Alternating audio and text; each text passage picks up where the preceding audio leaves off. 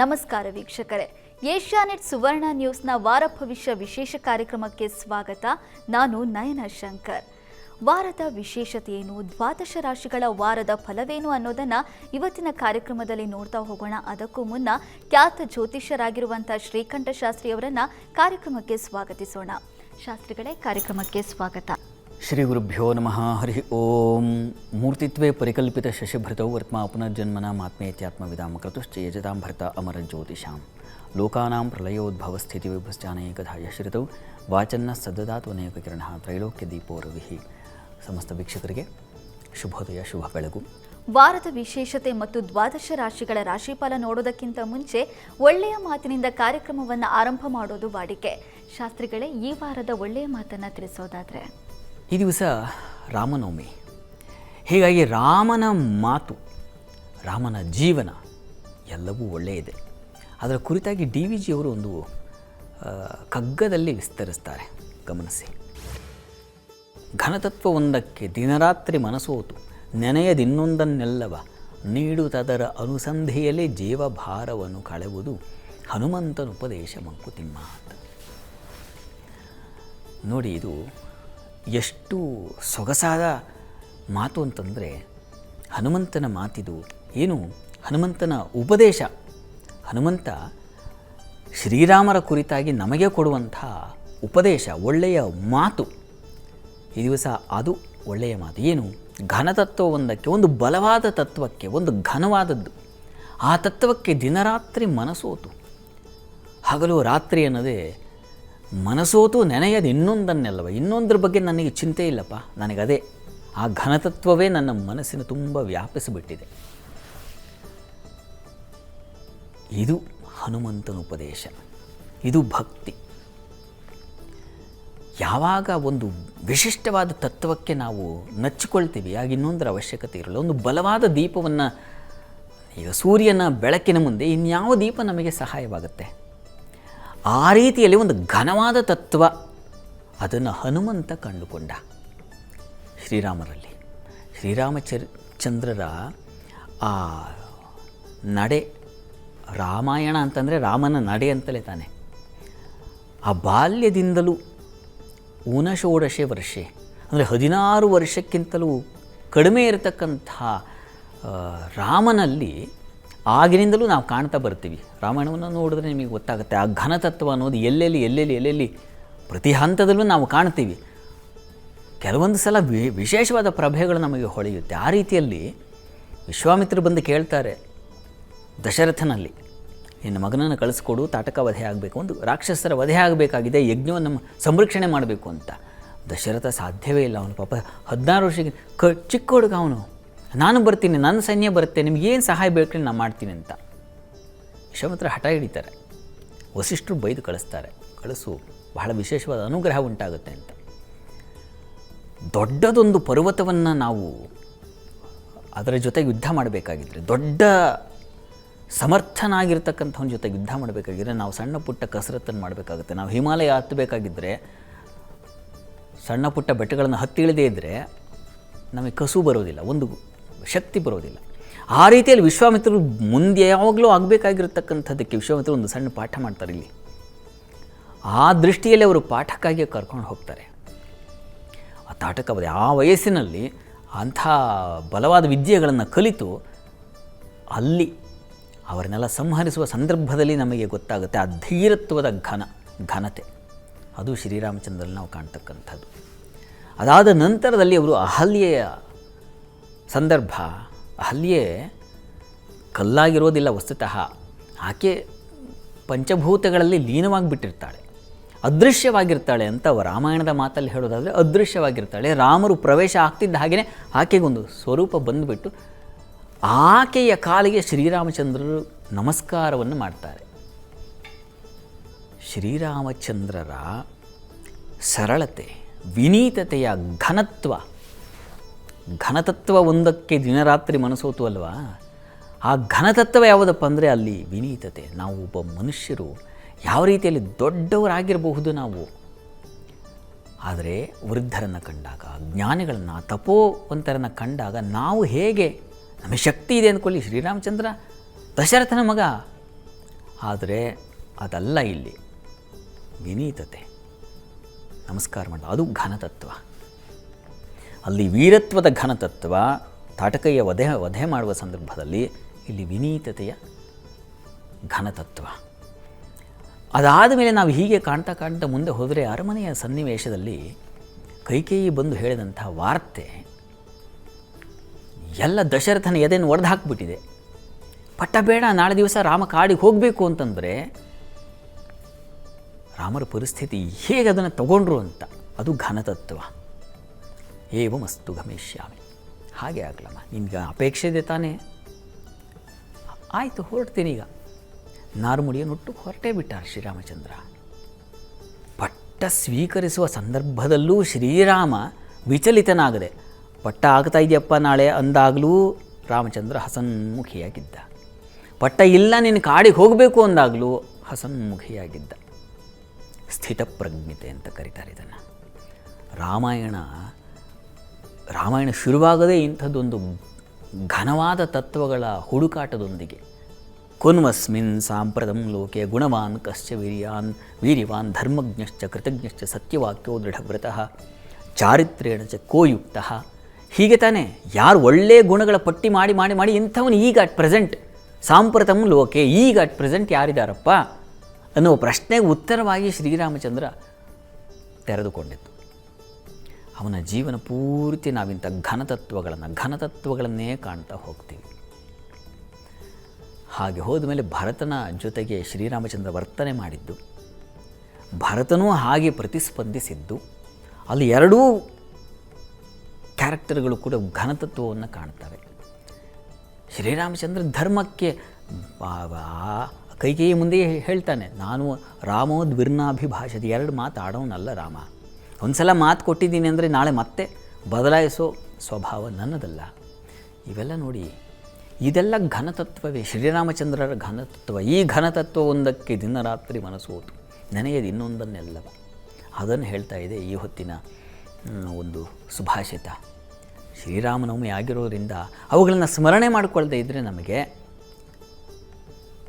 ಮಂಗಳಕರವಾಗಿರ್ತದ.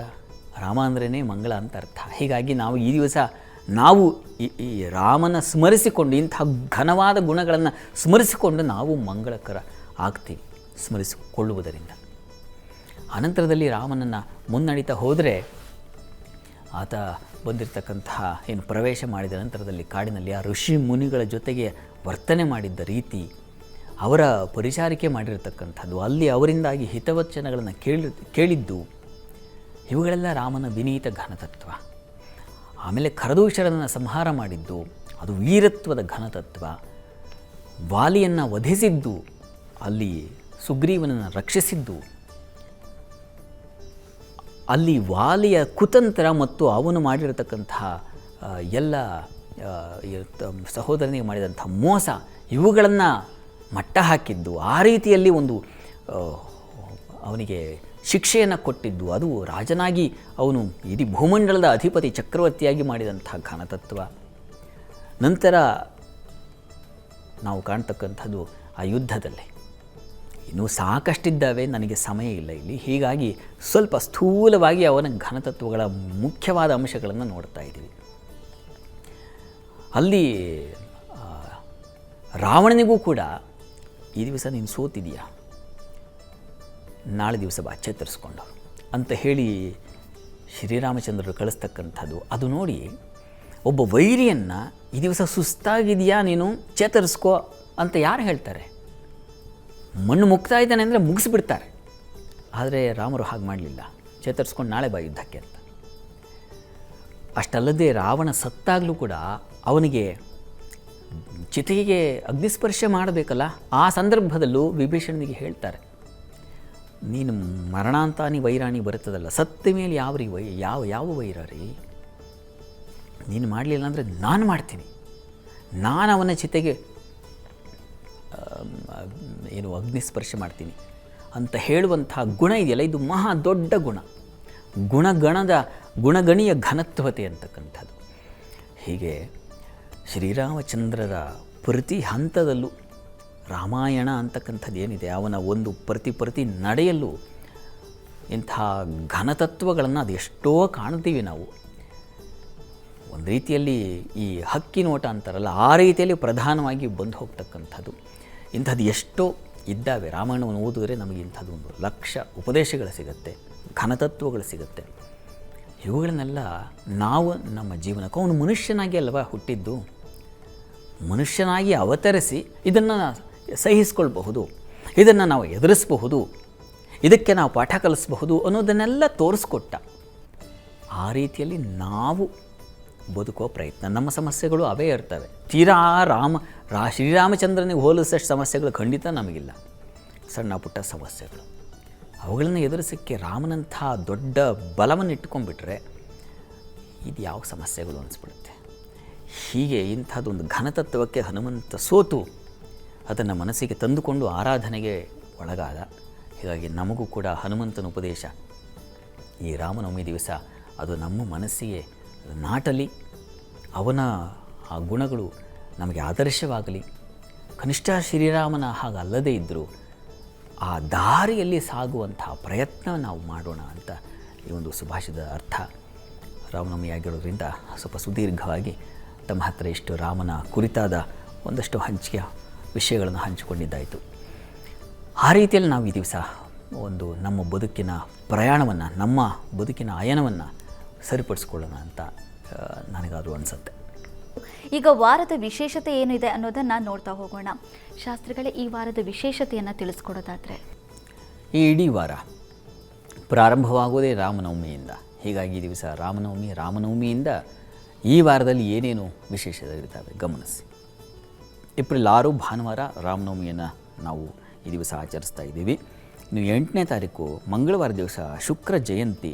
ಶುಕ್ರ ಗ್ರಹ ಏನಿದೆ, ಆ ಶುಕ್ರಾಚಾರ್ಯ ಅಥವಾ ಶುಕ್ರ ಗ್ರಹ, ಅವನ ಕವಿ ಅಂತ, ಉಷಣ ಅಂತೆಲ್ಲ ಕರೀತಾರೆ, ಆ ಶುಕ್ರನ ಜಯಂತಿಯನ್ನು ನೋಡ್ತೀವಿ. ಇನ್ನು ಏಪ್ರಿಲ್ 12 ಶನಿವಾರದ ದಿವಸ, ಆ ದಿವಸ ಚಿತ್ರ ಪೌರ್ಣಮಿ ಇದೆ. ಚಿತ್ರ ಪೌರ್ಣಮಿ ದಿವಸ ಆ ದಿವಸ ನಮ್ಮ ಬೆಂಗಳೂರಿನ ಕರಗ ಏರ್ಪಾಡಾಗುತ್ತೆ.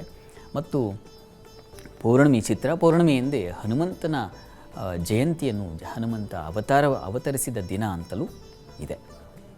ಹೀಗಾಗಿ ಈ ವಾರ ನಾವು ಪ್ರಾರಂಭದಲ್ಲಿ ಶ್ರೀರಾಮಚಂದ್ರನನ್ನು, ತುದಿಯಲ್ಲಿ ಆಂಜನೇಯನನ್ನು ಸ್ಮರಿಸಿಕೊಳ್ತಕ್ಕಂಥ ಒಂದು ಪರ್ವಕಾಲವಾಗಿದೆ.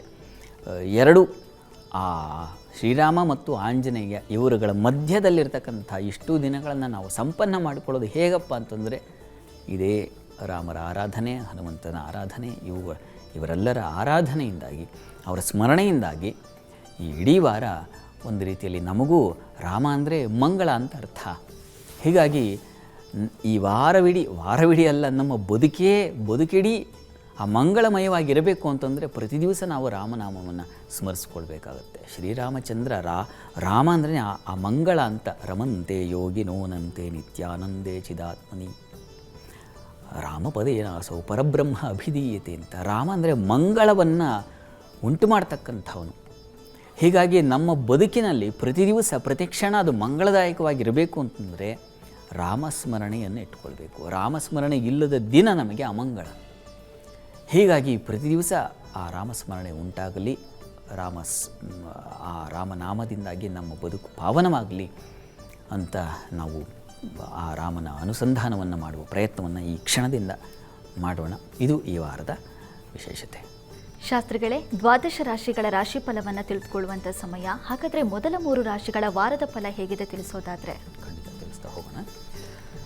ನಾವು ಚಂದ್ರನ ಗತಿಯನ್ನು ಗಮನಿಸ್ಕೊಂಡು, ಮಾಂದಿಯ ಸಂಚಾರವನ್ನು ಗಮನಿಸ್ಕೊಂಡು ನೋಡ್ತಾ ಹೋಗೋಣ. ಮೊದಲಿಗೆ ಮೇಷರಾಶಿ ಗಮನಿಸೋಣ. ಮೇಷರಾಶಿಯವರಿಗೆ ವಾರದ ಆದಿಯಲ್ಲಿ ಬಂಧು ಮಿತ್ರ ಸಹಕಾರ ತುಂಬ ಚೆನ್ನಾಗಿದೆ. ಅಲ್ಲಿ ಚಂದ್ರನ ಬಲ, ಶಶಿಮಂಗಳ ಯೋಗ ಏರ್ಪಾಡಾಗಿದೆ. ಇದು ತುಂಬ ಒಳ್ಳೆಯದು. ಮತ್ತು ವೃತ್ತಿಯಲ್ಲಿ ಪರಿಶ್ರಮ, ತೊಡಕು ಇದೆ. ಕರ್ಮಾಧಿಪತಿ ಚಂದ್ರ ಪರವಾಗಿಲ್ಲ, ಚೆನ್ನಾಗಿರ್ತದೆ, ಆತಂಕ ಬೇಡ. ನಿಮಗೆ ಸ್ವಲ್ಪ ಏನಪ್ಪ ಅಂದರೆ ಸ್ವಲ್ಪ ದೇಹದಲ್ಲಿ ಶ್ರಮ ಜಾಸ್ತಿ, ದೇಹಕ್ಕೆ ಸ್ವಲ್ಪ ಆಯಾಸ ಆಗ್ತಕ್ಕಂಥದ್ದು, ಸುಸ್ತಾಗ್ತಕ್ಕಂಥದ್ದು ಇವುಗಳನ್ನು ಸೂಚಿಸ್ತದೆ. ಸ್ವಲ್ಪ ಭಯ, ಅತಂತ್ರದ ವಾತಾವರಣ ಸೂಚಿಸ್ತಾ ಇದೆ ವಾರದ ಆದಿಯಲ್ಲಿ ನಿಮಗೆ. ಹಾಗೆ ಚೆನ್ನಾಗಿದೆ, ಯಾಕೆಂದರೆ ಅಲ್ಲಿ ಬಂಧು ಮಿತ್ರ ಸಹಕಾರ ಚೆನ್ನಾಗಿದೆ, ಕೃಷಿ ಚಟುವಟಿಕೆಗಳಿಗೆ ಚೆನ್ನಾಗಿದೆ, ಹಾಲು ಹೈನು ಉತ್ಪನ್ನ ಇಂಥ ಕ್ಷೇತ್ರದಲ್ಲಿರ್ತಕ್ಕಂಥವ್ರಿಗೆ ತುಂಬ ಚೆನ್ನಾಗಿದೆ. ಕರ್ಮಾಧಿಪತಿ ವ್ಯಯದಲ್ಲಿರೋದ್ರಿಂದ ವೃತ್ತಿಯ ಪರಿಶ್ರಮ, ನಿಧಾನಗತಿ, ವಿಳಂಬತೆ ಇವುಗಳನ್ನು ಸೂಚಿಸ್ತಾ ಇದೆ. ಇದು ವಾರದ ಆದಿಯಲ್ಲಿ ನಿಮಗೆ ಇರತಕ್ಕಂಥ ಒಂದು ಫಲ ಚೆನ್ನಾಗಿದೆ. ಕೆಲಸದ ತೊಡಕು ಇದ್ದೇ ಇರುತ್ತೆ, ಪರಿಶ್ರಮ ಇದ್ದೇ ಇರುತ್ತೆ, ಸಹಜ. ಕೆಲಸ ನಾವು ಮಾಡಬೇಕಾಗತ್ತೆ, ಕಠಿಣವಾಗಿ ಪರಿಶ್ರಮ ಹಾಕಿದಾಗಲೇ ಅದಕ್ಕೆ ವಿಶೇಷವಾದ ಫಲ ಅಲ್ವಾ. ಹೀಗಾಗಿ ಆ ಥರದ್ದೊಂದು ಲಕ್ಷಣ ಇದೆ. ಇನ್ನು ವಾರದ ಅಂತ್ಯ ಭಾಗದಲ್ಲಿ ಗಮನಿಸ್ಕೊಂಡ್ರೆ ನಿಮಗೆ ವಾರದ ಅಂತ್ಯದಲ್ಲಿ ಮಕ್ಕಳಿಂದ ಸ್ವಲ್ಪ ಸಮಾಧಾನ ಸಿಗ್ತಕ್ಕಂಥದ್ದು, ವೃತ್ತಿಯಲ್ಲಿ ಸಹಕಾರ ಸಿಗ್ತಕ್ಕಂಥದ್ದು, ಕುಟುಂಬ ಸೌಖ್ಯ, ಮಾತಿನ ಬಲ, ಸ್ತ್ರೀಯರಿಗೆ ಸಾಲ ಶತ್ರುಗಳ ಬಾಧೆ ಇದೆ. ಅದು ಕಾರಣ ಚಂದ್ರ ಷಷ್ಠಕ್ಕೆ ಬರ್ತಾನೆ, ಕೇತು ಯುಕ್ತನಾಗ್ತಾನೆ. ಈ ಕಾರಣದಿಂದಾಗಿ ಸ್ತ್ರೀಯರು ಸ್ವಲ್ಪ ಪಕ್ಷದ ಬಲ ತುಂಬ ಚೆನ್ನಾಗಿದೆ. ಪೌರ್ಣಮಿಯ ಸಮೀಪದಲ್ಲಿ ಚಂದ್ರನಿಗೆ ವಿಶೇಷವಾದ ಬಲ ಇರ್ತದೆ. ವಸ್ತುತಃ ಇದನ್ನು ದಾಟುವ ಶಕ್ತಿಯೂ ಕೂಡ ಇದೆ. ಯಾವ ತೊಡಕುಗಳು ಬಂದಲ್ಲಿ ಕೇತು ಕಾರಣದಿಂದಾಗಿ ತೊಡಕುಂಟಾದರೆ ಚಂದ್ರ ಅದನ್ನು ಮಾನಸಿಕವಾಗಿ ಬೌದ್ಧಿಕವಾಗಿ ಇದನ್ನು ಜಾಣ್ಮೆಯಿಂದ ಬಿಡಿಸ್ತಕ್ಕಂತಹ ಶಕ್ತಿಯೂ ಇದೆ. ಸ್ತ್ರೀಯರ ಮಾರ್ಗದರ್ಶನ ತೊಗೊಂಡ್ರೆ ತುಂಬ ಒಳ್ಳೆಯದು, ಅವರಿಗೆ ಬಹಳ ವಿಶೇಷವಾದ ಫಲ ಇದೆ. ಉಳಿದ ಹಾಗೆ ಸ್ವಲ್ಪ ಮಟ್ಟಿಗೆ ಈ ಆಹಾರದಲ್ಲಿ ವ್ಯತ್ಯಾಸ ಮಾಡ್ಕೊಳ್ಳೋ ಸಾಧ್ಯತೆ ಇದೆ. ಹೀಗಾಗಿ ಸ್ವಲ್ಪ ಹುಷಾರು. ಜಂಕ್ ಫುಡ್ ಇತ್ಯಾದಿಗಳಲ್ಲಿ ಕೊನೆ ವಾರದ ಅಂತ್ಯದ ವೇಳೆಗೆ ಸ್ವಲ್ಪ ಹುಷಾರಾಗಿರಿ. ಮಕ್ಕಳಿಂದ ತುಂಬ ಸಮಾಧಾನ ಇತ್ಯಾದಿಗಳನ್ನು ಕಾಣ್ತೀರಾ. ಒಟ್ಟಾರೆಯಾಗಿ ಗಮನಿಸ್ಕೊಂಡ್ರೆ ಚೆನ್ನಾಗಿದ್ರಿ. ಮೇಷರಾಶಿಯವರಿಗೆ ತೀರಾ ಏನು ಕೆಡುಕಿನ ಫಲ ಅಂತ ಇಲ್ಲ, ಸ್ವಲ್ಪ ಜಾಗ್ರತೆ ಇದ್ದರೆ ಆಯಿತು. ಪರಿಹಾರಕ್ಕೆ ಏನಪ್ಪ ಅಂತಂದರೆ ದುರ್ಗಾ ಸನ್ನಿಧಾನದಲ್ಲಿ ಒಂದು ಅಭಿಷೇಕ ಮಾಡಿಸಿ, ಅದು ಸಾಕಷ್ಟು ಶುಭ ಫಲ ತಂದುಕೊಡುತ್ತೆ. ಇನ್ನು ವೃಷಭ ರಾಶಿ ಗಮನಿಸೋಣ. ವೃಷಭ ರಾಶಿಯವರಿಗೆ ವಾರದ ಆದಿಯಲ್ಲಿ ನಿಮಗೆ ಆರೋಗ್ಯ, ಹಣ ವಿಚಾರದಲ್ಲಿ ಸ್ವಲ್ಪ ತೊಂದರೆಗಳು ಏರ್ಪಾಡಾಗೋ ಸಾಧ್ಯತೆ ಇದೆ. ಕೆಲಸದಲ್ಲಿ ತುಂಬ ಚೆನ್ನಾಗಿದೆ. ಮಕ್ಕಳಿಂದ ಸ್ವಲ್ಪ ಕಿರಿಕಿರಿ, ಮನಸ್ಸು ಚಂಚಲವಾಗ್ತಕ್ಕಂಥದ್ದು, ನಿರ್ಧಾರಗಳಲ್ಲಿ ಗೊಂದಲ ಉಂಟಾಗ್ತಕ್ಕಂಥದ್ದು ಇವುಗಳೆಲ್ಲ ಇದೆ. ಹೀಗಾಗಿ ಡಿಸಿಷನ್ಸ್ ತೊಗೊಳ್ಳುವಾಗ ಎಚ್ಚರಿಕೆ ಇರಲಿ. 10 ಸಲ ಯೋಚಿಸಿ, ಸರಿನಾ ತಪ್ಪ ಒಂದು ಸೈನ್ ಹಾಕುವಾಗಲೂ ಸ್ವಲ್ಪ ಯೋಚಿಸಿ. ಬ್ಯಾಂಕ್ಗಳಿಗೆ ಹೋಗ್ತೀರಾ, ಯಾವುದೋ ಕೆಲಸದ ನಿಮಿತ್ತವಾಗಿ ಇನ್ಯಾವುದೋ ವಹಿವಾಟು ಕೆಲಸ, ಇಂತಹ ಸಂದರ್ಭದಲ್ಲಿ ತುಂಬ ಹುಷಾರ. ಯಾರನ್ನಾದ್ರೂ ಹಿರಿಯರ ಸಲಹೆ ತೊಗೊಂಡು, ಮಿತ್ರರ ಸಲಹೆ ತೊಗೊಂಡು, ನಿಮ್ಗೆ ತುಂಬ ಚೆನ್ನಾಗಿ ಗೊತ್ತಿರೋರು ಇರ್ತಾರೆ ಅದ್ರ ಬಗ್ಗೆ. ಒಂದು ಬ್ಯಾಂಕ್ ವ್ಯವಹಾರ ಎಷ್ಟು ಜನಕ್ಕೆ ಪಾಪ ಗೊತ್ತಾಗೋದಿಲ್ಲ, ಎಲ್ಲಿ ಸೈನ್ ಹಾಕಬೇಕು ಏನು ಇತ್ಯಾದಿ ಇವುಗಳನ್ನ ಯಾರಾದರೂ ಗೊತ್ತಿರೋರು ಇರ್ತಾರೆ, ಚೆನ್ನಾಗಿ ಪಳಗಿರೋಂಥವ್ರ ಹತ್ರ ಕೇಳಿಕೊಂಡು ಮಾಡಿ ಇಂಥ ವಿಚಾರಗಳಲ್ಲಿ. ಉಳಿದ ಹಾಗೆ ವಾರದ ಅಂತ್ಯವನ್ನು ಗಮನಿಸ್ಕೊಂಡ್ರೆ ವೃಷಭ ರಾಶಿಯವರಿಗೆ ಹೆಚ್ಚಿನ ಫಲ ಚೆನ್ನಾಗಿರ್ತದೆ. ನಿಮ್ಮ ರಾಶಿಗೆ ಚಂದ್ರನ ಬಲ ಉತ್ಕೃಷ್ಟವಾಗಿರೋದ್ರಿಂದ ನಿಮಗೆ ಚಂದ್ರ ಸ್ನೇಹಿತರ ಸಹಕಾರ, ಬಂಧುಗಳ ಸಹಕಾರ ಇವೆಲ್ಲ ಚೆನ್ನಾಗಿದೆ. ಸ್ವಲ್ಪ ಪ್ರಯಾಣದ ಸ್ವಲ್ಪ ಹುಷಾರಾಗಿರಬೇಕು. ಸಹೋದರ ಸಹಕಾರ ಚೆನ್ನಾಗಿದೆ. ಧೈರ್ಯ, ಸಾಧನೆ, ವೃತ್ತಿಯಲ್ಲಿ ಅನುಕೂಲಗಳು ಇವೆಲ್ಲ ತುಂಬ ಒಳ್ಳೆಯ ಉತ್ಕೃಷ್ಟವಾದ ಫಲಗಳೇ. ಹೀಗಾಗಿ ಚೆನ್ನಾಗಿದೆ. ವೃಷಭ ರಾಶಿಯವರಿಗೆ ವಾರ ಇಡೀ ಗಮನಿಸ್ಕೊಂಡಾಗ ಸ್ವಲ್ಪ ಸಣ್ಣ ಪುಟ್ಟ ತೊಡಕಿದ್ದಾವೆ, ಅಷ್ಟು ಬಿಟ್ಟರೆ ಇನ್ನು ಯಾವುದೂ ತೊಂದರೆ ಇಲ್ಲ. ಧೈರ್ಯ, ಸಾಹಸ ಇವೆಲ್ಲ ತುಂಬ ಚೆನ್ನಾಗಿದೆ. ಹಣ ಸ್ವಲ್ಪ ಮತ್ತು ವಿದ್ಯೆ ವಿಚಾರದಲ್ಲಿ ಅದು ಈಗ ಎಲ್ಲ ರಜಾ ಬಂದುಬಿಟ್ಟಿದೆ. ವಿದ್ಯೆ ಅಂದರೆ ತಾನು ಸ್ವತಂತ್ರವಾಗಿ ಅಧ್ಯಯನ ಮಾಡುವ ಶಕ್ತಿ ಅದು ಹೊರಟೋಗಿ ಬಿಡುತ್ತೆ. ಆ ಥರದ ಅವಕಾಶಗಳಿಗೆ ಕಡಿಮೆ ಆಗುತ್ತದೆ. ಇದಕ್ಕೇನಪ್ಪ ಪರಿಹಾರ ಅಂತಂದರೆ ನೋಡಿ, ಅಮ್ಮನವರ ಸನ್ನಿಧಾನಕ್ಕೆ ಸ್ವಲ್ಪ ಪಾಯಸ ನೈವೇದ್ಯ ಮಾಡಿ, ಅದನ್ನು ಪ್ರಸಾದ ನೀವು ತಿನ್ನಿ, ಕುಟುಂಬದವ್ರಿಗೂ ತಿನ್ನಿಸಿ, ಅದು ತುಂಬ ಒಳ್ಳೆಯದು, ಅನುಕೂಲ ಉಂಟು ಮಾಡಿಕೊಡುತ್ತೆ. ಇನ್ನು ಮಿಥುನ ರಾಶಿ ಗಮನಿಸೋಣ. ಮಿಥುನ ರಾಶಿಯವರಿಗೆ ವಾರದ ಆದಿಯಲ್ಲಿ ನಿಮಗೆ ನೋಡಿ ನೀರಿನ ಸೌಕರ್ಯ, ನೀರಿನ ಸೌಕರ್ಯ ತುಂಬ ಚೆನ್ನಾಗಿದೆ. ಕೃಷಿ, ಭೂ ವ್ಯವಹಾರಗಳು ನೋಡಿ, ಅಲ್ಲಿ ವಸ್ತುತಃ ಮಿಥುನ ರಾಶಿಯ ಚತುರ್ಥ ಸ್ಥಾನದ ಅಧಿಪತಿ ಬುಧ ಅವನು ಸ್ವಲ್ಪ ವೀಕ್ ಇದ್ದಾನೆ. ಈ ಕಾರಣದಿಂದಾಗಿ ಭೂಮಿ, ಕೃಷಿ ಇಂಥ ವಿಚಾರಗಳಲ್ಲಿ, ಬಂಧುಗಳ ವಿಚಾರದಲ್ಲಿ, ಸ್ನೇಹಿತರ ವಿಚಾರ ಸ್ವಲ್ಪ ಹುಷಾರು. ವೃತ್ತಿಯಲ್ಲಿ ಅಸಮಾಧಾನ ಇದೆ, ಶ್ರಮ ನೋಡಿ ಪರಿಶ್ರಮ ಜಾಸ್ತಿ ಆಗೋದಕ್ಕೆ ಕಾರಣ ಕರ್ಮಾಧಿಪತಿ ಕೂಡ ವ್ಯಯದಲ್ಲಿದ್ದಾನೆ ನಿಮಗೆ. ಈ ಕಾರಣದಿಂದಾಗಿ ಕೆಲಸಗಳು ಯಾವುದೂ ಸಮಾಧಾನ ತಂದುಕೊಡಲ್ಲ, ಅದು ಅಸಮಾಧಾನ, ಮನಸ್ತಾಪಗಳು ಇವುಗಳನ್ನು ಸೂಚಿಸ್ತಾ ಇದೆ. ಏನಪ್ಪ ಅಂದರೆ ಚಂದ್ರ ದ್ವಿತೀಯದಲ್ಲಿದ್ದಾಗ ಒಳ್ಳೆ ಮಾತಿನ ಒಂದು ಕೌಶಲ್ಯ ಚೆನ್ನಾಗಿರ್ತದೆ, ಊಟಕ್ಕೆ ತೊಂದರೆ ಆಗೋದಿಲ್ಲ, ನೀರಿಗೆ ಸಮೃದ್ಧತೆ ಅದನ್ನು ಸೂಚಿಸ್ತಾ ಇದೆ. ಹೀಗಾಗಿ ಒಂದು ಥರದಲ್ಲಿ ಚೆನ್ನಾಗೇ ಇದೆಯಲ್ಲ. ಹೀಗಾಗಿ ನಮಗೇನಪ್ಪ ಮಾತು, ಊಟ ಇದ್ಬಿಟ್ರೆ ಸಾಕು. ಅದು ಮಾತು ಬಲ್ಲವನಿಗೆ ಜಗಳ ಇಲ್ಲ, ಊಟ ಬಲ್ಲವನಿಗೆ ರೋಗವಿಲ್ಲ. ಇಷ್ಟಿದ್ದರೆ ಇನ್ನೇನು ಜೀವನ ಸುಖವಾಗಿರುತ್ತೆ ಅಂತ. ಇನ್ನು ಮಿಥುನ ರಾಶಿ ಅಂತ್ಯ ಭಾಗದಲ್ಲಿ ಗಮನಿಸೋಣ. ಅಂದರೆ ವಾರದ ಅಂತ್ಯದಲ್ಲಿ ಗುರುವಾರದಿಂದ ನಿಮಗೆ ಕೃಷಿ, ಭೂ ವ್ಯವಹಾರಗಳಲ್ಲಿ ಅನಾನುಕೂಲಗಳು ಉಂಟಾಗುವ ಸಾಧ್ಯತೆಯನ್ನು ಸೂಚಿಸ್ತಾ ಇದ್ದು, ಸ್ವಲ್ಪ ಹುಷಾರು. ತಕರಾರುಗಳು, ಇನ್ನೇನೋ ಒಂದು ಸಮಸ್ಯೆಗಳು ಉಂಟಾಗುವ ಸಾಧ್ಯತೆ. ಕೇತು ಜೊತೆಗೆ ಚಂದ್ರ ಇದ್ದಾಗ ಸ್ವಲ್ಪ ತಕರಾರು, ಸ್ತ್ರೀಯರಿಗೆ ಸಂಬಂಧಿಸಿರ್ತಕ್ಕಂಥ ತಕರಾರುಗಳು ಇವುಗಳನ್ನ ಸೂಚಿಸುತ್ತೆ. ವೃತ್ತಿಯಲ್ಲೂ ಅಷ್ಟೇ ಹೆಚ್ಚಿನ ತೊಡಕುಗಳನ್ನು ಸೂಚಿಸ್ತಾ ಇದೆ. ಅಲ್ಲಿ ಮಾಂದಿ ಗುರುವಿನ ಜೊತೆಗೆ ಸೇರಿದಾಗ, ಜನ್ಮದಲ್ಲಿ ಮಾಂದಿ ಸಂಚರಿಸಿದಾಗ ಕೊನೆಗೆ ಗುರುವಾರ, ಶುಕ್ರವಾರ ಬಹಳ ಎಚ್ಚರಿಕೆಯಿಂದ ಇರಬೇಕು. ಆರೋಗ್ಯದಲ್ಲೂ ಸ್ವಲ್ಪ ಏರುಪೇರಾಗ್ಬಿಡುತ್ತೆ. ಮಿಥುನ ರಾಶಿಯವರಿಗೆ ಸ್ವಲ್ಪ ಅನಾನುಕೂಲ, ಕೊನೆಗೆ ವಿದೇಶ ವಹಿವಾಟಿನ ಅನುಕೂಲ, ಲಾಭ ಕಾಣ್ತೀರಾ. ಶುಕ್ರವಾರದವರೆಗೆ ಒಂಥರ ಸಂದಿಗ್ಧ, ಈ ಕಲ್ಲು ಮುಳ್ಳು ಎಲ್ಲ ದಾಟ್ಕೊಂಡು ನಿಧಾನಕ್ಕೆ ಹೋಗಿ ಕೊನೆಗೆ ಅಪ್ಪ ಅಂತೂ ಬಂದೆ ಅನ್ನೋದು ಆ ರೀತಿಯಲ್ಲಿ ಮಿಥುನ ರಾಶಿಯವರಿಗಿದೆ. ಕೊನೆಯಲ್ಲಿ ಚೆನ್ನಾಗಿರ್ತದೆ, ಆತಂಕ ಬೇಡ.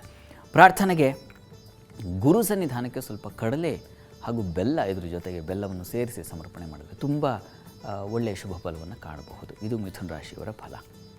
ಶಾಸ್ತ್ರಿಗಳ ಈ ವಾರದಲ್ಲಿ ಕರ್ಕಾಟಕ, ಸಿಂಹ, ಕನ್ಯಾ ರಾಶಿಗಳ ಫಲಾಫಲವನ್ನು ತಿಳಿಸೋದಾದರೆ ಖಂಡಿತ ನೋಡ್ತಾ ಹೋಗೋಣ. ಕರ್ಕಾಟಕ ರಾಶಿಯವರಿಗೆ ಶಶಿಮಂಗಳ ಯೋಗ ಏರ್ಪಾಡಾಗಿದೆ. ಫಲವನ್ನು ಗಮನಿಸೋಣ. ಕರ್ಕಟಕ ರಾಶಿಯವರಿಗೆ ವಾರದ ಆದಿಯಲ್ಲಿ ಆರೋಗ್ಯದಲ್ಲಿ ಚೇತರಿಕೆ, ದೇಹಬಲ ಚೆನ್ನಾಗಿರ್ತದೆ. ಚಂದ್ರ ಚೆನ್ನಾಗಿದ್ದಾನಲ್ಲ, ಈ ಕಾರಣದಿಂದಾಗಿ ದೇಹಬಲ ಚೆನ್ನಾಗಿದೆ. ಸ್ತ್ರೀಯರಿಗೆ ಹೆಚ್ಚಿನ ಅನುಕೂಲಗಳು, ಅನಗತ್ಯ ವ್ಯಯ, ಕಾಲಿನ ಬಾಧೆ ಸೂಚಿಸುತ್ತಾ ಇದೆ. ಕುಟುಂಬ ಸೌಖ್ಯ ಚೆನ್ನಾಗಿರ್ತದೆ. ಸ್ವಲ್ಪ ವೃತ್ತಿಯಲ್ಲಿ ಅನುಕೂಲ, ಪರಸ್ಪರ ಸಹಕಾರ ಎರಡು ತುಂಬ ಚೆನ್ನಾಗಿದೆ. ಯಾಕಂದರೆ ನಿಮ್ಮ ರಾಶಿ ಕರ್ಮಾಧಿಪತಿಯಾಗಿರ್ತಕ್ಕಂಥವನು ಬಂದು ಜನ್ಮದಲ್ಲೇ ಇದ್ದಾಗ ಸಹಕಾರ, ಪರಸ್ಪರ ಚಂದ್ರ ಹಾಗೂ ಕುಜ ಒಟ್ಟಾಗಿದ್ದಾರೆ, ಅದು ಬಾಧಕವೇ ಅಲ್ಲ, ಕುಜ ನೀಚ ಸ್ಥಾನ. ಹೀಗಾಗಿ ಆತಂಕ ಬೇಡ, ಚೆನ್ನಾಗಿದೆ. ಕುಟುಂಬ ಸೌಖ್ಯ, ಹಣಕಾಸಿನ ಅನುಕೂಲ, ಮನೆಯಲ್ಲಿ ಒಂದು ಹಿತವಾದ ವಾತಾವರಣ, ಯಾರೋ ನೆಂಟರು ಇತ್ಯಾದಿ ಇಷ್ಟರು ಬಂದು ಒಟ್ಟಾಗ್ತಕ್ಕಂಥದ್ದು, ಇದೆಲ್ಲ ತುಂಬ ಚೆನ್ನಾಗಿದೆ. ವಾರದ ಆದಿ ತುಂಬ ಚೆನ್ನಾಗಿದೆ. ನಿಮಗೆ ಸ್ವಲ್ಪ ಅನಗತ್ಯ ವ್ಯಯಗಳಿದ್ದಾವೆ, ಅದರ ಕಡೆ ಗಮನ ಇರಲಿ. ಇನ್ನು ವಾರದ ಅಂತ್ಯ ಭಾಗದಲ್ಲಿ ಗಮನಿಸ್ಕೊಂಡ್ರೆ ಕರ್ಕಟಕ ರಾಶಿಯವರಿಗೆ ಕುಟುಂಬ ಸಹಕಾರ ತುಂಬ ಚೆನ್ನಾಗಿದೆ. ಸ್ತ್ರೀಯರಿಗೆ ಲಾಭ, ಸಹೋದರರು, ಸೇವಕರು ಇವರಿಂದಾಗಿ ನೋಡಿ, ಅಲ್ಲಿ ತೃತೀಯ ಸ್ಥಾನದಲ್ಲಿ ಚಂದ್ರ ಕೇತು ಸಂಚರಿಸಿದಾಗ ಸ್ವಲ್ಪ ಅಸಮಾಧಾನಗಳು ಏರ್ಪಾಡಾಗುತ್ತೆ. ಸಹೋದರಲ್ಲಿ ಮನಸ್ತಾಪಗಳು, ಸೇವಕರಲ್ಲಿ ಸಹಾಯ ಮಾಡಿದ್ರೂ ಕೂಡ ಒಂದು ರೀತಿಯ ಒಂದು ತೊಡಕನ್ನು, ಈ ಒಂದು ಎಳೆ ಆ ರೀತಿಯಾಗಿ ಇರ್ತದೆ. ಸ್ವಲ್ಪ ಎಚ್ಚರಿಕೆ, ಸಹಾಯ ಮಾಡಿಬಿಡೋದು ಆಮೇಲೆ ಅನ್ನಿಸ್ಕೊಳ್ಳೋದು, ಇದು ಈ ಥರದ್ದು ಒಂದು ಸಾಧ್ಯತೆ ಇದೆ ಸ್ವಲ್ಪ. ಆದರೆ ಚಂದ್ರನಿಗೆ ಬಲ ಇರೋದ್ರಿಂದಾಗಿ ಅದು ನೋವು ಅನಿಸಲ್ಲ ನಿಮಗೆ, ಹಾಗೆ ಸಾಗುತ್ತೆ. ಸ್ತ್ರೀಯರಿಗೆ ಸ್ವಲ್ಪ ಅಹಿತಕರ ಉಪದೇಶಗಳು ಸಿಗುವ ಸಾಧ್ಯತೆ, ಬೇಸರವಾಗುತ್ತೆ. ಅವರೇನೋ ಮಾತಾಡಿ ಏನೋ ಹೇಳ್ತಾರೆ, ಅದು ನಿಮ್ಗೆ ಇಷ್ಟವಾಗೋದಿಲ್ಲ, ಅಂಥದ್ದು ಅನುಸರಿಸಲೇಬೇಕಾಗುತ್ತೆ, ಒಂದು ಒತ್ತಡಕ್ಕೆ ಸಿಕ್ಕಾಕೊಳ್ತೀರ ಅಂಥದ್ದನ್ನು ಸೂಚಿಸ್ತಾ ಇದೆ. ವಸ್ತ್ರಾಭರಣ ವ್ಯಾಪಾರಿಗಳಿಗೆ ಮಾತ್ರ ತುಂಬ ಚೆನ್ನಾಗಿದೆ. ವಾರದ ಅಂತ್ಯದಲ್ಲಿ ಉತ್ಕೃಷ್ಟವಾದ ಫಲಗಳನ್ನು ಕಾಣ್ತೀರ. ಕರ್ಕಟಕ ರಾಶಿಯವರಿಗೆ ನಿಮ್ಮ ರಾಶಾಧಿಪತಿಯ ಬಲವೇ ಬಲ ಅಲ್ವಾ, ಹೀಗಾಗಿ ನಿಮಗೆ ಶುಕ್ರವಾರ ಶನಿವಾರದ ಮಟ್ಟಿಗೆ ಒಂದು ಧೈರ್ಯ, ಉತ್ಸಾಹಗಳೆಲ್ಲ ಬರುತ್ತೆ. ಯಾರು ಏನಾದರೂ ಅಂದಿದ್ರು ಅದನ್ನು ಅಷ್ಟು ತಲೆ ಕೆಡಿಸ್ಕೊಳ್ಳದೆ ಆಯಿತು ಅಂತ ಮುಂದಕ್ಕೆ ಹೋಗೋದಿದೆಯಲ್ಲ, ಅದು ಆ ಥರದ್ದು ಒಂದು ಚೆನ್ನಾಗಿದೆ. ಹೀಗಾಗಿ ಕರ್ಕಟಕ ರಾಶಿಯವರಿಗೂ ಕೂಡ ವಾರ ಇಡೀ ಹೆಚ್ಚಿನ ಅನುಕೂಲವನ್ನೇ ಕಾಣ್ತೀರಾ, ಆತಂಕ ಬೇಡ. ವೃತ್ತಿಯಲ್ಲೂ ಎಲ್ಲ ಕಡೆ ಚೆನ್ನಾಗಿದೆ. ಪರಿಹಾರಕ್ಕೆ ಏನಪ್ಪ ಅಂತಂದರೆ ನೋಡಿ, ದುರ್ಗಾ ಸನ್ನಿಧಾನದಲ್ಲಿ ಒಂದು ಪುಷ್ಪಾರ್ಚನೆ ಮಾಡಿಸಿ, ಇದು ತುಂಬ ವಿಶೇಷವಾದ ಫಲ ತಂದುಕೊಡುತ್ತೆ. ಇದು ಬೇಕಾಗಿದೆ. ಇನ್ನು ಸಿಂಹರಾಶಿ ಗಮನಿಸೋಣ. ಸಿಂಹರಾಶಿಯವರಿಗೆ ವಾರದ ಆದಿಯಲ್ಲಿ ಆಪ್ತರೊಂದಿಗೆ ಮನಸ್ತಾಪ, ಆಪ್ತರಿಗಾಗಿ ವ್ಯಯ, ಕಾಲಿನ ಬಾಧೆ. ಸ್ತ್ರೀಯರಿಗೆ ಹೆಚ್ಚಿನದಾಗಿ ಇದು ಅನ್ವಯ ಆಗುತ್ತೆ. ವೃತ್ತಿಯಲ್ಲಿ ಅನುಕೂಲ, ಸಮಾಧಾನ. ಸ್ತ್ರೀಯರಿಗೆ ವ್ಯಯ, ಪರಿಶ್ರಮ ಇದು ಇದೆ.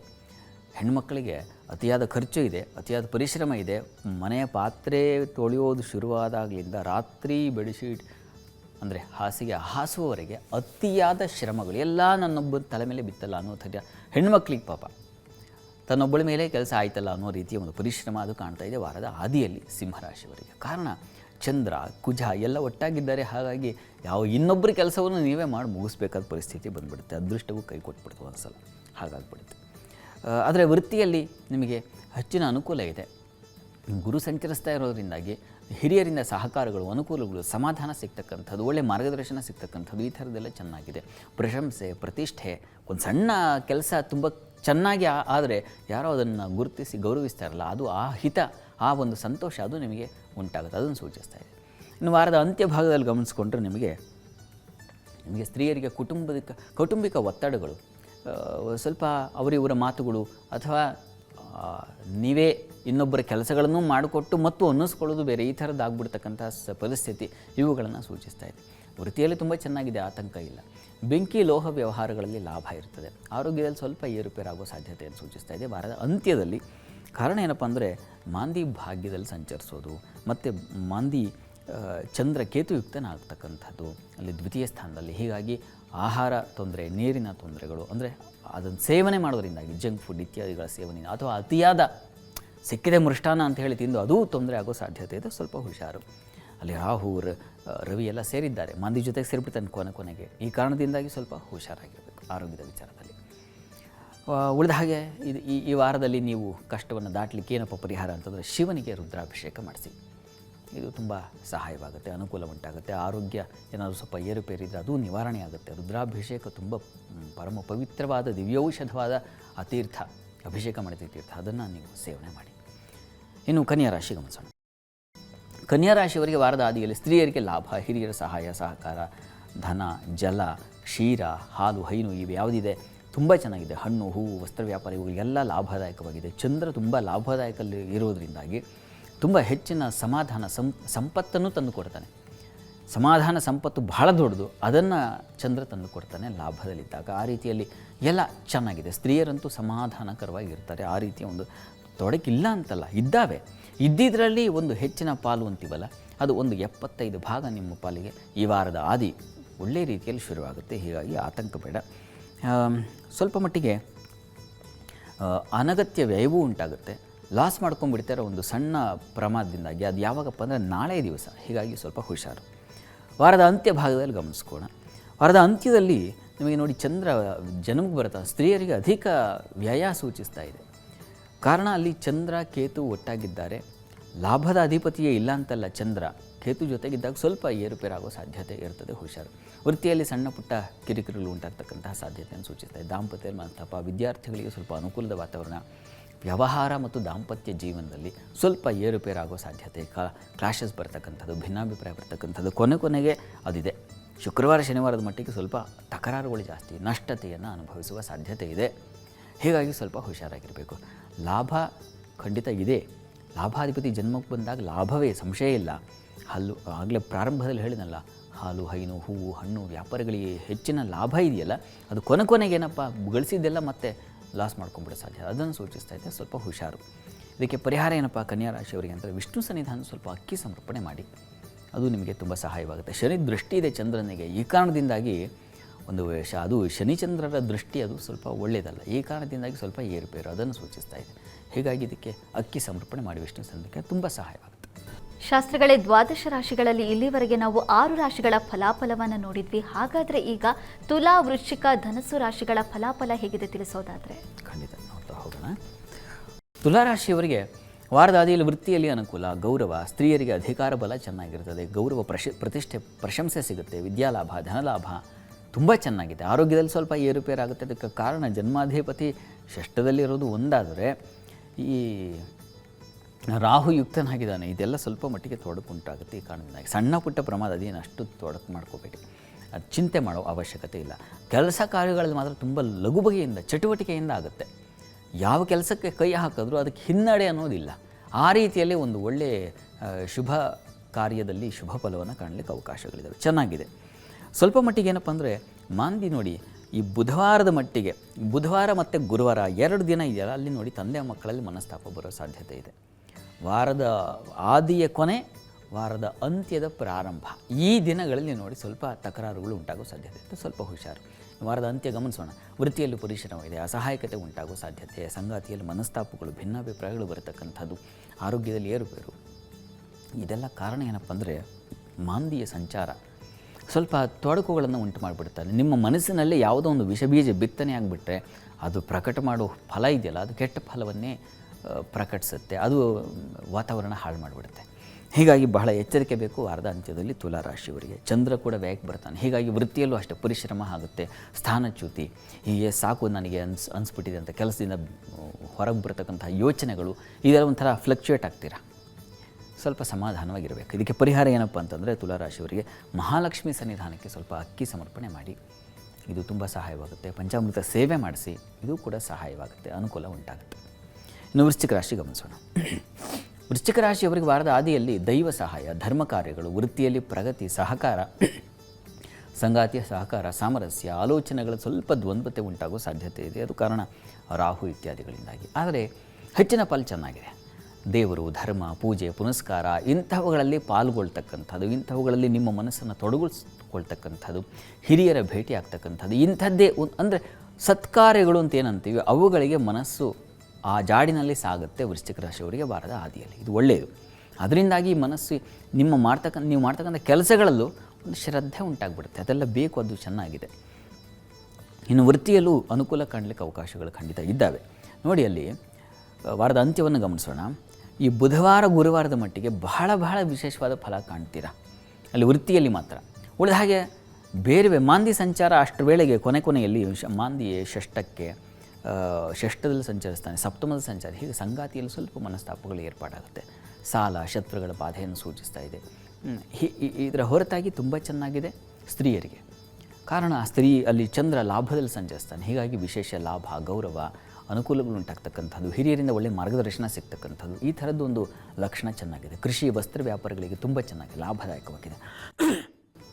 ಮಾಂದಿ ಷಷ್ಠದಲ್ಲಿ ಸಂಚರಿಸೋದ್ರಿಂದ ನೋಡಿ, ಶುಕ್ರವಾರ ಮತ್ತು ಶನಿವಾರದ ಮಟ್ಟಿಗೆ ಸ್ವಲ್ಪ ಹುಷಾರಾಗಿರಬೇಕು. ಬುಧವಾರ ಗುರುವಾರದ ಮಟ್ಟಿಗೆ ಆರೋಗ್ಯ ನಷ್ಟ, ಇವುಗಳ ವಿಚಾರದ ಸ್ವಲ್ಪ ಹುಷಾರಾಗಿರಬೇಕು. ವಸ್ತು ನಷ್ಟತೆ ಅಂತೀನಲ್ಲ, ಅವುಗಳ ವಿಚಾರದಲ್ಲಿ ಹುಷಾರಾಗಿರಬೇಕು. ಹೀಗಾಗಿ ನಿಮಗೆ ತುಂಬ ತೊಡಕು ಅನ್ನೋದು ಗುರುವಾರ ಮತ್ತು ಬುಧವಾರ ಮತ್ತು ಗುರುವಾರ, ಈ 2 ದಿನ ದಾಟಿಬಿಟ್ರೆ ತುಂಬ ಚೆನ್ನಾಗಿರ್ತೀರ. ಆತಂಕ ಬೇಡ. ಆ 2 ದಿನ ಸ್ವಲ್ಪ ಹುಷಾರಾಗಿರಬೇಕು.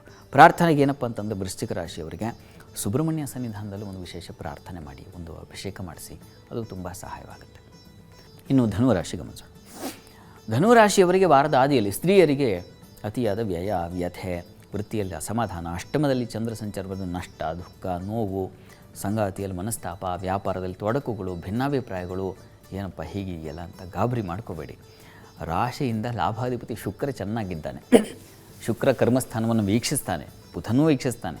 ಸ್ವಲ್ಪ ಮಟ್ಟಿಗೆ ಆ ಫಲವೂ ಇದ್ದೇ, ಹೀಗಾಗಿ ಗಾಬರಿ ಬೇಡ. ಆದರೆ ಎಚ್ಚರಿಕೆಯಿಂದ ಇರಬೇಕು ಅನ್ನೋದು ಯಾವಾಗ ತೊಡಕುಗಳ ಪಟ್ಟಿ ಜಾಸ್ತಿ ಇರುತ್ತೋ ಆ ಸಂದರ್ಭದಲ್ಲಿ ನೀವು ಎಚ್ಚರವಾಗಿರಬೇಕು ಅಂತ ಅರ್ಥ. ಕೆಲಸ ಮಾಡುವವನ್ನ ಎಚ್ಚರಿಕೆ ವಹಿಸಿ ಅಂತ ಅರ್ಥ ಅಷ್ಟೇ. ಇನ್ನೇನು ಗಾಬರಿ ಆಗೋ ಅವಶ್ಯಕತೆ ಇಲ್ಲ. ಚಂದ್ರಮಾಂದ್ಯರೆಲ್ಲ ಅಷ್ಟಮದಲ್ಲಿ ಸಂಚರಿಸುವಾಗ ನೋಡಿ, ಸ್ತ್ರೀಯರಿಗೆ ದುಃಖ, ವ್ಯಥೆ ಅಂಥದ್ದೊಂದು ವಾತಾವರಣ ನಿರ್ಮಾಣವಾಗುತ್ತೆ. ಒಂದು ಸಂದಿಗ್ಧದಲ್ಲಿ ಕೂತ್ಕೊಂಡ್ಬಿಡ್ತೀರ. ಹೊರಗೆ ಬರೋಕ್ಕಾಗಲ್ಲ, ಬಿಡೋಕ್ಕಾಗಲ್ಲ, ಮನಸ್ಸಿನಲ್ಲೇ ಯೋಚನೆ ಮಾಡಿ ಮಾಡಿ ಮಾಡಿ ಕುಗ್ಗು ಹೋಗೋದು, ಆ ಥರದೊಂದು ಲಕ್ಷಣ ಸೂಚಿಸುತ್ತೆ. ಹೀಗಾಗಿ ಸ್ವಲ್ಪ ಇದಕ್ಕೆಲ್ಲ ಯೋಗ, ಪ್ರಾಣಾಯಾಮ ಇಂಥವುಗಳ ಮೊರೆ ಹೋಗಬೇಕು ನಾವು. ಇನ್ನು ವಾರದ ಅಂತ್ಯ ಗಮನಿಸೋಣ. ವಾರದ ಅಂತ್ಯದ ವೇಳೆಗೆ ಧನುರಾಶಿಯವರಿಗೆ ದೇವತಾ ಕಾರ್ಯಗಳು, ದೈವ ಸಹಾಯ ನೋಡಿ. ಗುರುವಾರದವರೆಗೂ ಇದ್ದಂಥ ಸಮಸ್ಯೆ ಬುಧವಾರದವರೆಗೂ ಇದ್ದಂಥ ಸಮಸ್ಯೆ ಗುರುವಾರ ಇಲ್ಲ. ಬುಧವಾರದಿಂದಲೇ ಸ್ವಲ್ಪ ಮಟ್ಟಿಗೆ ನಿಮಗೆ ಅಲ್ಲಿ ಭಾಗ್ಯಕ್ಕೆ ಬಂದುಬಿಡ್ತಾನೆ ಚಂದ್ರ. ಭಾಗ್ಯದ ಚಂದ್ರನಿಂದಾಗಿ ಭಾಗ್ಯೋದಯವೇ ಉಂಟಾಗುತ್ತೆ. ಆ ತೊಡಕು, ನಷ್ಟ ಎಲ್ಲ ಸ್ವಲ್ಪ ರಿಲೀಫ್ ಆಗಿ ಹೊರಗೆ ಬಂದೆ ಅನ್ನೋ ರೀತಿಯಲ್ಲಿ ಉಂಟಾಗುತ್ತೆ, ಆತಂಕ ಬೇಡ. ಆದರೆ ಮಾಂದಿ ಕೊನೆಗೆ ಶನಿವಾರದ ವೇಳೆಗೆ ಮಾಂದಿ ಬುದ್ಧಿಸ್ಥಾನದ ಸಂಚರಿಸ್ತಾನೆ. ಹೀಗಾಗಿ ಬುದ್ಧಿ ಎಡುವ ಸಾಧ್ಯತೆ ಕೂಡ ಇದೆ. ಮಕ್ಕಳ ವಿಚಾರದಲ್ಲಿ ಮನಸ್ತಾಪ ಬರೋ ಸಾಧ್ಯತೆ ಇದೆ. ಸ್ವಲ್ಪ ಹುಷಾರು. ಬಂಧು ಮಿತ್ರರ ವಿಚಾರದಲ್ಲಿ ಹುಷಾರಾಗಿರಿ. ಹೆಚ್ಚು ಅಂಟಿಕೊಂಡಷ್ಟು ನೋಡಿ, ಅಹಂಕಾರಕ್ಕಿಂತ ಮಮಕಾರ ತುಂಬ ಡೇಂಜರ್. ನಾನು, ನನ್ನದು, ನಂದು, ಅದು ಇದು ನನ್ನದು ಅನ್ನೋದಿದೆಯಲ್ಲ, ಅದು ಎಷ್ಟೋ ಕಡೆ ಅನ್ವಯ ಆಗುತ್ತೆ. ಇದು ಆ ಬುದ್ಧಿಗೆಡಿಸುವ ಸಾಧ್ಯತೆ. ಹೀಗಾಗಿ ಶುಕ್ರವಾರ ಶನಿವಾರ ಸ್ವಲ್ಪ ಹುಷಾರಾಗಿರಬೇಕು. ಮಮಕಾರಕ್ಕೆ ಬಲಿಯಾಗಬೇಡಿ. ಪ್ರಾರ್ಥನೆಗೆ ಏನಪ್ಪ ಮಾಡಬೇಕು ಧನುರಾಶಿಯವರು ಅಂತಂದರೆ, ವಿಷ್ಣು ಸಹಸ್ರನಾಮ ಪಾರಾಯಣ ಮಾಡಿ. ಇದು ನಿಮ್ಮ ಮನಸ್ಸನ್ನು ಶುದ್ಧಗೊಳಿಸುತ್ತೆ. ಶಾಸ್ತ್ರಿಗಳೇ, ನಾವು ಧನಸ್ಸು ರಾಶಿವರೆಗಿನ ವಾರದ ಫಲವನ್ನು ನೋಡಿದ್ವಿ. ಹಾಗಾದರೆ ಕೊನೆಯ 3 ರಾಶಿಗಳು ಅಂದರೆ ಮಕರ, ಕುಂಭ, ಮೀನ ರಾಶಿಗಳ ಫಲಾಫಲವನ್ನು ತಿಳಿಸೋದಾದರೆ? ಖಂಡಿತ ಮಕರದಿಂದ ಗಮನಿಸ್ತಾ ಹೋಗೋಣ. ಮಕರ ರಾಶಿಯವರಿಗೆ ಸಂಗಾತಿಯ ಸಹಕಾರ, ಸಾಮರಸ್ಯ ತುಂಬ ಚೆನ್ನಾಗಿದೆ. ವ್ಯಾಪಾರದಲ್ಲೂ ನಿಮಗೆ ಹೆಚ್ಚಿನ ಅನುಕೂಲಗಳು ಉಂಟಾಗುತ್ತೆ. ಹಾಲು ಹೈನು ವ್ಯಾಪಾರಿಗಳಿಗೆ ತುಂಬ ಉತ್ಕೃಷ್ಟವಾಗಿದೆ. ಉತ್ಕೃಷ್ಟವಾದ ವ್ಯವಹಾರ ವಹಿವಾಟಿನ ಲಾಭವನ್ನು ಗಳಿಸಿ ಸಮಾಧಾನವನ್ನು ಪಡ್ತೀರಾ. ಈ ರೀತಿಯಲ್ಲಿ ಅನುಕೂಲದ ವಾತಾವರಣ ಖಂಡಿತ ಇದೆ. ವೃತ್ತಿಯಲ್ಲಿ ಹೆಚ್ಚಿನ ಅನುಕೂಲ. ಸಾಲ ಶತ್ರುಗಳ ಬಾಧೆ ಸ್ವಲ್ಪ ಮಟ್ಟಿಗೆ ಕಾಡಿಸುತ್ತೆ, ಸ್ವಲ್ಪ ಹುಷಾರಾಗಿರಿ. ಸಂಗಾತಿಯ ಸಹಕಾರ ಇದೆಲ್ಲ ತುಂಬ ಚೆನ್ನಾಗಿದೆ. ವ್ಯಾಪಾರದಲ್ಲಿ ಅನುಕೂಲ, ಸಾಮರಸ್ಯ, ದೂರ ಪ್ರಯಾಣ, ಯಾವುದೋ ಒಂದು ರೀತಿಯ ಒಂದು ಸುಖವಾದ ಪ್ರಯಾಣ, ಇದೆಲ್ಲ ತುಂಬ ಚೆನ್ನಾಗಿದೆ ವಾರದಾದಿಯಲ್ಲಿ ಮಕರ ರಾಶಿಯವರಿಗೆ. ವಾರದ ಅಂತ್ಯ ಗಮನಿಸ್ಕೊಂಡ್ರೆ ಚಂದ್ರ ಕ್ಷೇತ್ರ ದರ್ಶನ, ಉತ್ತಮ ಸಂಪರ್ಕವನ್ನು ಏರ್ಪಾಡು ಮಾಡಿಕೊಡ್ತಾನೆ. ವೃತ್ತಿಯಲ್ಲೂ ಅನುಕೂಲ ತಂದು ಕೊಡ್ತಾನೆ. ಚಂದ್ರ ಧರ್ಮಸ್ಥಾನದಲ್ಲಿ ಸಂಚರಿಸುವಾಗ ತುಂಬ ಚೆನ್ನಾಗಿರ್ತದೆ. ಶುಕ್ರವಾರ ಶನಿವಾರ ನಿಮಗೆಲ್ಲ ಒಳ್ಳೆಯ ಫಲವನ್ನು ಕಾಣಲಿಕ್ಕೆ ಅವಕಾಶ ಇದೆ. ಅಂದರೆ ವೃತ್ತಿಯಲ್ಲೂ ಅನುಕೂಲ ಕಾಣ್ತೀರಾ. ಹೆಣ್ಣುಮಕ್ಕಳಿಗೆ ಬಹಳ ವಿಶೇಷವಾದ ಅನುಕೂಲ. ಧರ್ಮ ಕಾರ್ಯಗಳಲ್ಲಿ ಭಾಗವಹಿಸ್ತೀರಾ. ಇದೆಲ್ಲ ತುಂಬ ಚೆನ್ನಾಗಿದೆ. ಆದರೆ ಪ್ರಯಾಣ ಮತ್ತು ಭೂಮಿ ವಿಚಾರ, ನೀರಿನ ವಿಚಾರವೂ ಕೂಡ ಇದ್ರ ಜೊತೆಗೆ ಸ್ವಲ್ಪ ಆ ವಿಚಾರಗಳು ಸ್ವಲ್ಪ ಎಚ್ಚರ ವಹಿಸಬೇಕು ಮಕರ ರಾಶಿಯವರು. ಪ್ರಾರ್ಥನೆಗೆ ಏನಪ್ಪ ಅಂತಂದರೆ, ಮನೆ ದೇವರು ಪ್ರಾರ್ಥನೆ ಮಾಡಿ, ಜೊತೆಗೆ ಗುರು ಸನ್ನಿಧಾನಕ್ಕೆ ಹೋಗಿ ಬನ್ನಿ. ಸಾಧ್ಯವಾದರೆ ಹತ್ತಿರದಲ್ಲಿ ಯಾವುದಾದ್ರು ಗುರು ಮಂದಿರ ಇದ್ದರೆ ಹೋಗಿ ಬನ್ನಿ, ಅದು ತುಂಬ ಸಹಾಯವಾಗುತ್ತೆ. ಕುಂಭರಾಶಿಯವರಿಗೆ ವಾರದ ಆದಿಯಲ್ಲಿ ಸಾಲ ಶತ್ರುಗಳಿಂದ ಪಾರಾಗುತ್ತೀರಾ. ಚಂದ್ರನ ಬಲ ಅದು ನೋಡಿ. ಗೃಹ ಸೌಖ್ಯ, ವಾಹನ ಸೌಖ್ಯ, ವೃತ್ತಿಯಲ್ಲೂ ತುಂಬ ವಿಶೇಷವಾದ ಅನುಕೂಲಗಳನ್ನು ಕಾಣಲಿಕ್ಕೆ ಅವಕಾಶ ಇದೆ. ಚಂದ್ರ ಸೌಖ್ಯತೆಯನ್ನು ತಂದುಕೊಟ್ಟರೆ ಮನಸ್ಸಿಗೆ ಸಮಾಧಾನ ತಂದು ಕೊಟ್ಬಿಡ್ತಾನೆ. ಆ ರೀತಿಯ ಸೌಖ್ಯವನ್ನು, ಹೀಗಾಗಿ ಬಂಧುಗಳಿಂದ, ಮಿತ್ರರಿಂದ ಸಹಕಾರ, ನೀವು ಯಾರು ತುಂಬ ನಚ್ಕೊಂಡಿರ್ತೀರೋ ಅವರಿಂದಾಗಿ ಹಿತವಾದ ಸಲಹೆಗಳು ಸಿಗ್ತಕ್ಕಂಥದ್ದು, ಹಿತವಾದ ವಾತಾವರಣ ನಿರ್ಮಾಣ ಆಗ್ತಕ್ಕಂಥದ್ದು. ಹೀಗೆ ಕುಂಭರಾಶಿಯವರಿಗೆ ವಾರದ ಆದಿಯಲ್ಲಿ ತುಂಬ ಚೆನ್ನಾಗಿದೆ. ಮುಖ್ಯವಾಗಿ ಸಂಗಾತಿಯ ಸಹಕಾರ ನೋಡಿ. ಬುಧವಾರ ಗುರುವಾರದ ಬೆಳಗ್ಗೆ ವಾರದ ಅಂತ್ಯವನ್ನು ಗಮನಿಸೋಣ.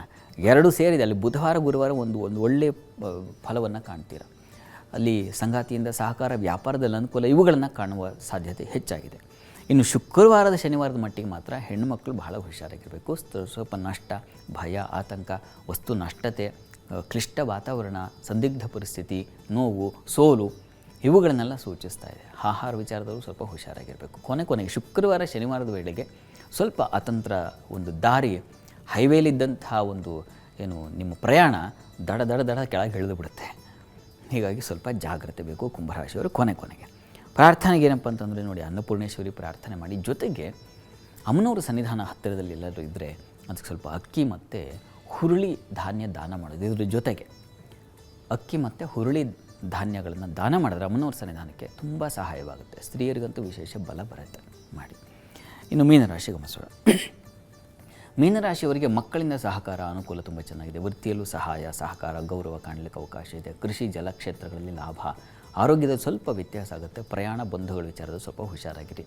ಅಲ್ಲಿ ಬಂಧುಗಳ ಜೊತೆಗೇ ಪ್ರಯಾಣ ಮಾಡಬಹುದು ನೀವು. ಅವರ ಜೊತೆಗೆ ತಕರಾರುಗಳು ಏರ್ಬಿಡೋ ಸಾಧ್ಯತೆ ಕೂಡ ಇದೆ. ಬುಧವಾರದ ಮಟ್ಟಿಗೆ ಗುರುವಾರದ ಮಟ್ಟಿಗೆ ಬಹಳ ಹುಷಾರಾಗಿರಬೇಕು. ವ್ಯಾಪಾರದಲ್ಲೂ ಅಷ್ಟೇ, ನಿಮ್ಮ ಈ ಒಂದು ಭೂ ವ್ಯವಹಾರಗಳೇನಾದರೂ ಇದ್ದರೆ ಅಲ್ಲಿ ಅಥವಾ ಸ್ನೇಹಿತರ ಜೊತೆಗೆ ಸ್ವಲ್ಪ ಹುಷಾರಾಗಿರಬೇಕು.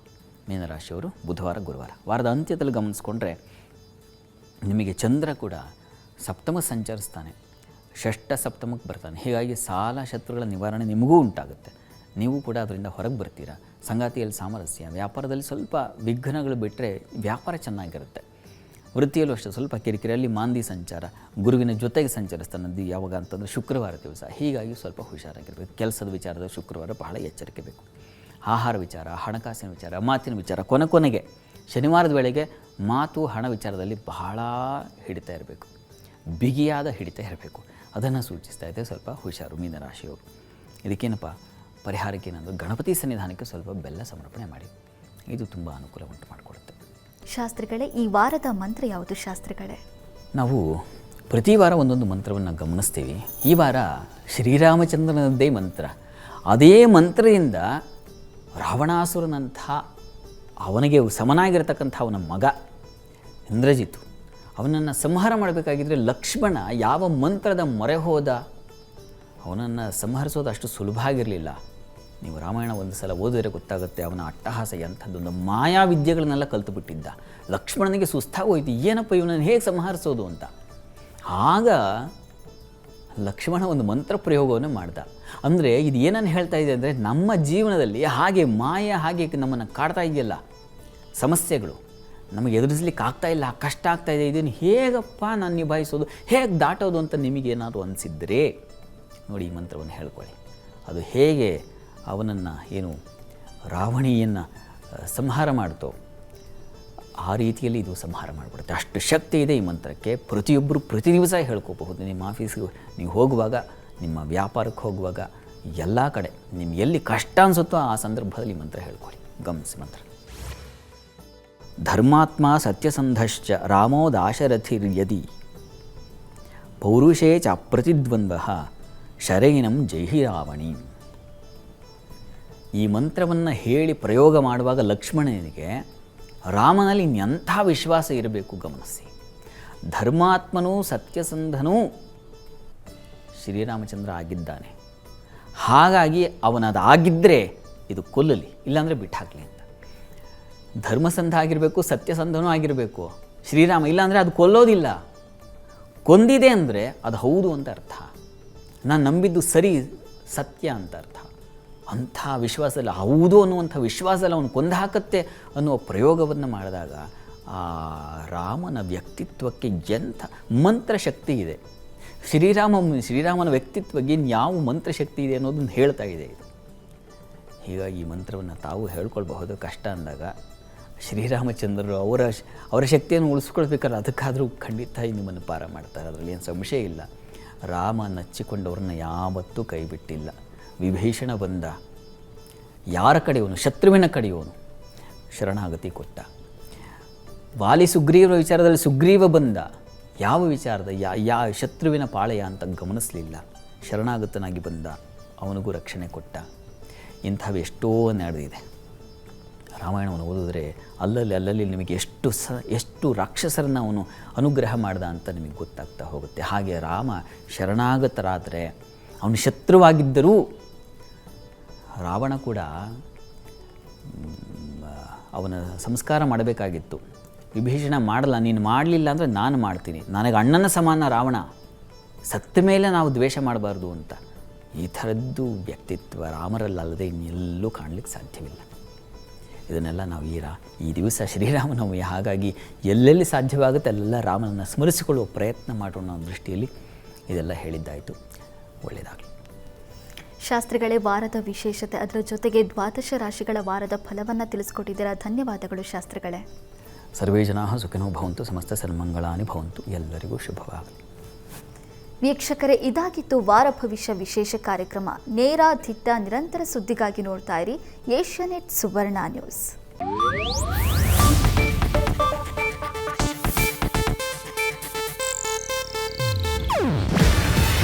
ಇದು ಏಷ್ಯಾನೆಟ್ ನ್ಯೂಸ್ ನೆಟ್ವರ್ಕ್ ಪ್ರಸ್ತುತಿ. ನೀವು ನೋಡ್ತಿದ್ದೀರಾ ಏಷ್ಯಾನೆಟ್ ಸುವರ್ಣ ನ್ಯೂಸ್.